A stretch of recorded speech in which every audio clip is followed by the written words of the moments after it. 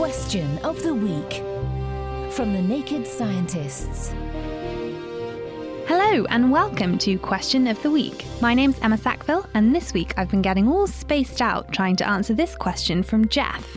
If we received an encrypted message from space, would we be able to recognise it, and if so, understand it? So, if E.T. could have phoned home, would his family have been able to call him back? I put on my tinfoil hat and met up with Dr. Duncan Forgan from the University of St Andrews to decode this question. If we received an encrypted message from space, it depends on how good the encryption is. If a message is very well encrypted, we wouldn't be able to understand it as an artificial message. It would just look like noise, just like the kind of noise you see in the cosmic microwave background, or the noise you see on your old-fashioned television set. If the encryption's not quite as good, then there are certain things that we can do to understand the quality of a communication. We do this with communication from animals. For example, we can give it a rating to say how much information is contained in the signal. So we could certainly say this is very informative, but what the information actually is going to be very challenging to figure out.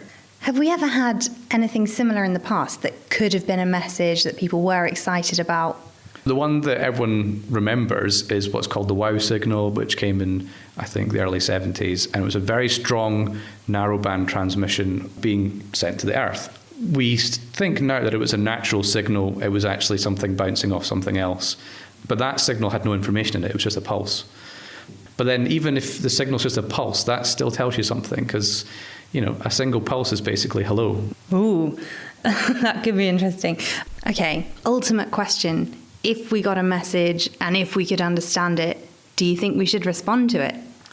Well, the issue is we don't have a legal framework for figuring out what to do next. We have what's called the reply protocols that SETI scientists wrote down saying, well, this is what we should do, but no one's going to follow those protocols because they're not in international law. So if a message was received and, say, for example, America wanted to respond but China didn't, tough. America could still send the message on behalf of all of Earth, which is not great.